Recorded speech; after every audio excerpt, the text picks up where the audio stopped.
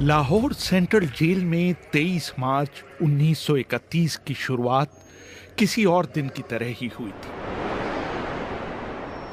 फर्क सिर्फ इतना था कि रात आई जबरदस्त आंधी सुबह होते होते सुहानी ब्यार में बदल गई थी।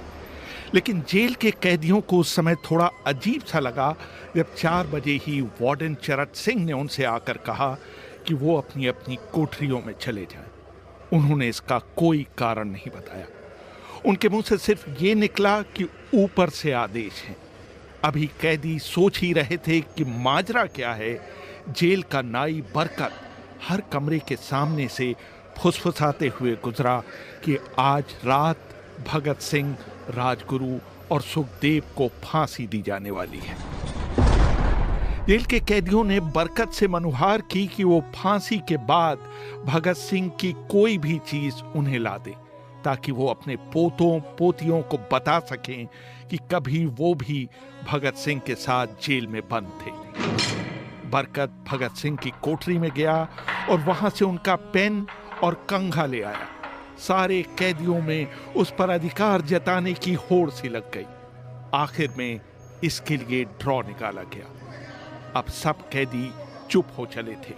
उनकी निगाहें उनकी कोठरी के सामने होकर जाने वाले रास्ते पर लगी हुई थी।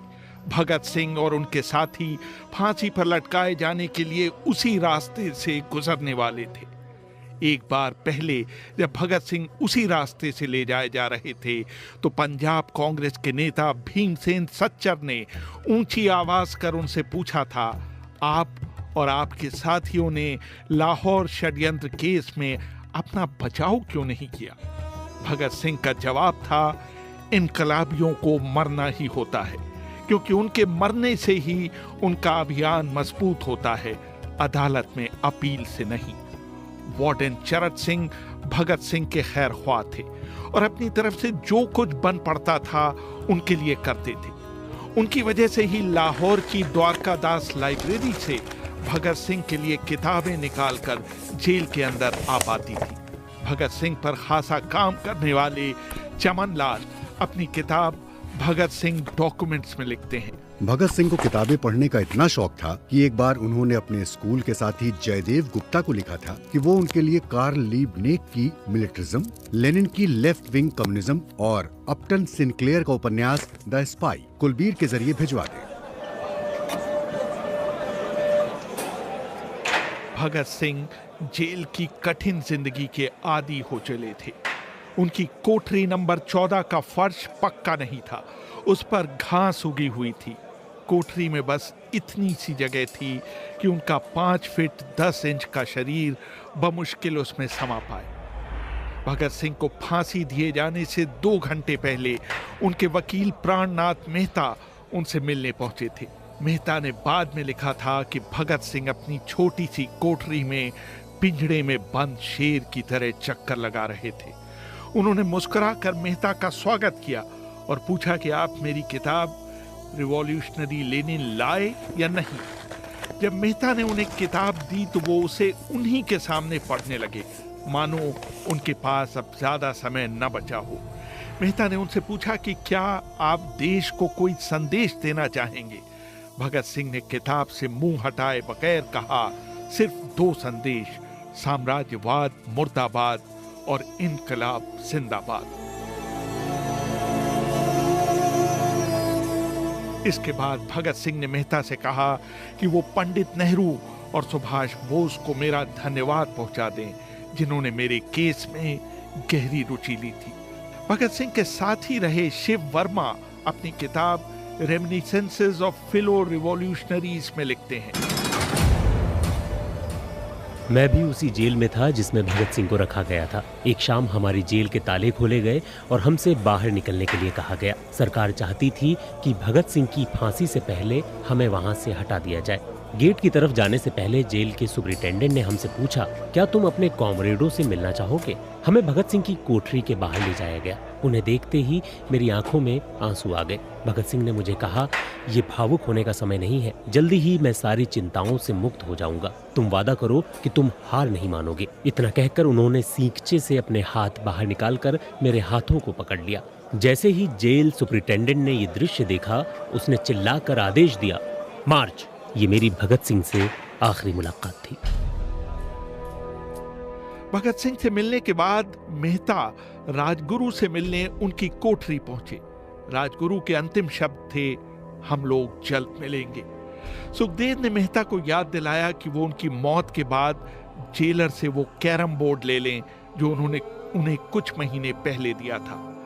मेहता के जाने के थोड़ी देर बाद जेल अधिकारियों ने तीनों क्रांतिकारियों को बता दिया कि उनको वक्त से 12 घंटे पहले ही फांसी दी जा रही। अगले दिन सुबह 6 बजे के बजाय उन्हें उसी शाम 7 बजे फांसी पर चढ़ा दिया जाएगा। भगत सिंह मेहता द्वारा दी गई किताब के कुछ पन्ने ही पढ़ पाए थे। उनके मुंह से निकला, क्या आप मुझे इस किताब का एक अध्याय भी खत्म नहीं करने देंगे? भगत सिंह ने जेल के मुस्लिम सफाई कर्मचारी बेबे से अनुरोध किया कि वो उनके लिए उनको फांसी दिए जाने से एक दिन पहले शाम को अपने घर से खाना लाए। लेकिन बेबे भगत सिंह की ये इच्छा पूरी नहीं कर सके, क्योंकि भगत सिंह को 12 घंटे पहले फांसी देने का फैसला ले लिया गया और बेबे को जेल के गेट के अंदर घुसने ही नहीं दिया गया। थोड़ी देर बाद तीनों क्रांतिकारियों को फांसी की तैयारी के लिए उनकी कोठरियों से बाहर निकाला गया।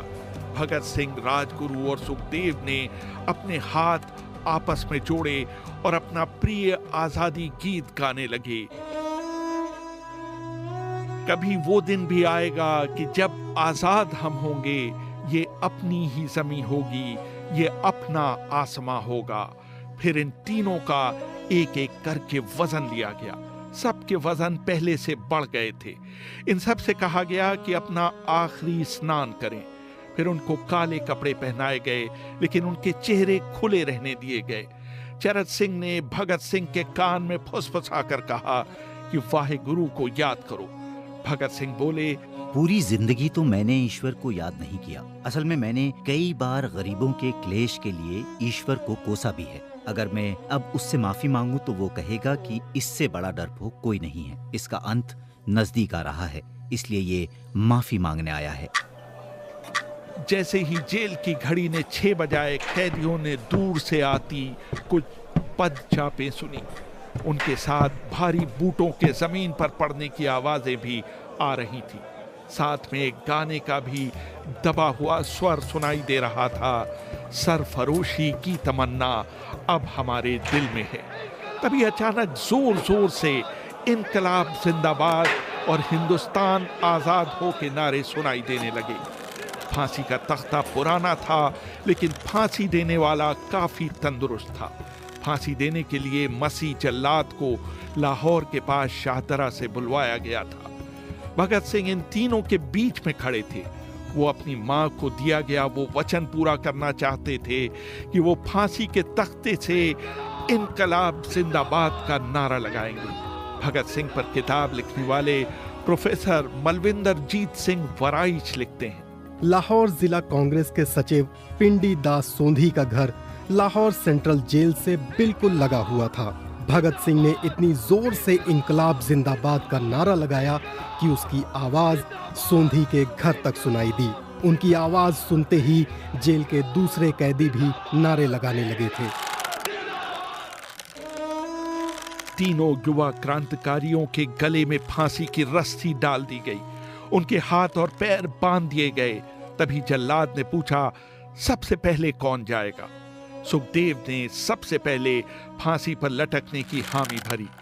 जल्लाद ने एक एक कर रस्सी खींची और उनके पैरों के नीचे लगे तख्तों को पैर मारकर हटा दिया। काफी देर तक उनके शव तख्तों से लटकते रहे। बाद में उन्हें नीचे उतारा गया और वहां मौजूद डॉक्टरों लेफ्टिनेंट कर्नल जे नेल्सन और लेफ्टिनेंट कर्नल NS सोधी ने उन्हें मृत घोषित किया। कुलदीप नैयर अपनी किताब विदाउट फियर में लिखते हैं, एक जेल अधिकारी पर फांसी का इतना असर हुआ कि जब उससे कहा गया कि वो मृतकों की पहचान करे तो उसने ऐसा करने से इनकार कर दिया। उसे उसी जगह पर निलंबित कर दिया गया। बाद में एक जूनियर अफसर ने ये काम अंजाम दिया। पहले योजना थी कि इन सब का अंतिम संस्कार जेल के अंदर ही किया जाएगा, लेकिन फिर ये विचार त्यागना पड़ा क्योंकि अधिकारियों को आभास हुआ कि जेल से धुआं उठते देख बाहर खड़ी भीड़ जेल पर हमला कर सकती है। इसलिए जेल की पिछली दीवार तोड़ी गई। उसी रास्ते से एक ट्रक जेल के अंदर लाया गया और उस पर बहुत अपमानजनक तरीके से उन शवों को एक सामान की तरह फेंक दिया गया। पहले तय हुआ था कि उनका अंतिम संस्कार रावी के तट पर किया जाएगा, लेकिन रावी में पानी बहुत ही कम था, इसलिए सतलज के किनारे शवों को जलाने का फैसला लिया गया। उनके पार्थिव शरीर को फिरोजपुर के पास सतलज के किनारे लाया गया। तब तक रात के 10 बज चुके थे। इस बीच उप पुलिस अधीक्षक कसूर सुदर्शन सिंह कसूर गांव से एक पुजारी जगदीश अचरज को बुला लाए। अभी उनके शवों में आग लगाई ही गई थी कि लोगों को इसके बारे में पता चल गया। जैसे ही ब्रिटिश सैनिकों ने लोगों को अपनी तरफ आते देखा, वो शवों को वहीं छोड़कर अपने वाहनों की तरफ भागे। सारी रात गांव के लोगों ने उन अधजले शवों के चारों ओर पहरा दिया। अगले दिन दोपहर के आसपास जिला मजिस्ट्रेट के दस्तखत के साथ लाहौर के कई इलाकों में नोटिस चिपकाए गए, जिसमें बताया गया कि भगत सिंह, सुखदेव और राजगुरु का सतलज के किनारे हिंदू और सिख रीति से अंतिम संस्कार कर दिया गया। इस खबर पर लोगों की कड़ी प्रतिक्रिया आई और लोगों ने कहा कि इनका अंतिम संस्कार करना तो दूर, उन्हें पूरी तरह जलाया भी नहीं गया। जिला मजिस्ट्रेट ने इसका खंडन किया, लेकिन किसी ने उस पर विश्वास नहीं किया। इन तीनों के सम्मान में 3 मील लंबा शोक जुलूस लाहौर के नीला गुंबद से शुरू हुआ।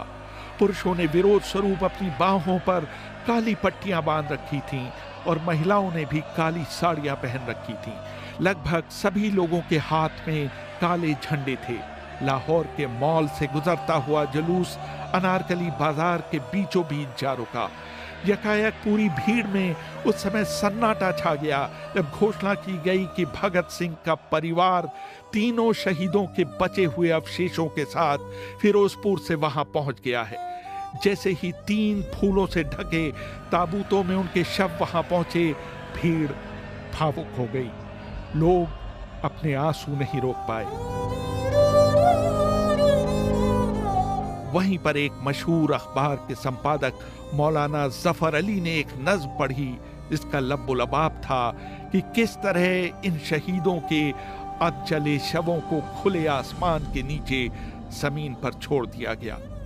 उधर भगत सिंह की फांसी के बाद वार्डन चरत सिंह सुस्त कदमों से अपने कमरे में पहुंचे और फूट फूट कर रोने लगे। अपने 30 साल के करियर में उन्होंने सैकड़ों फांसियां होती देखी थीं, लेकिन किसी ने मौत को इतनी बहादुरी से गले नहीं लगाया था जितना भगत सिंह और उनके 2 कॉमरेडों ने। कम से कम उस समय किसी को इस बात का अंदाजा नहीं था कि 16 साल बाद उनकी शहादत भारत में ब्रिटिश साम्राज्य के अंत का एक कारण साबित होगी और भारत की जमीन से सभी ब्रिटिश सैनिक हमेशा के लिए चले जाएंगे।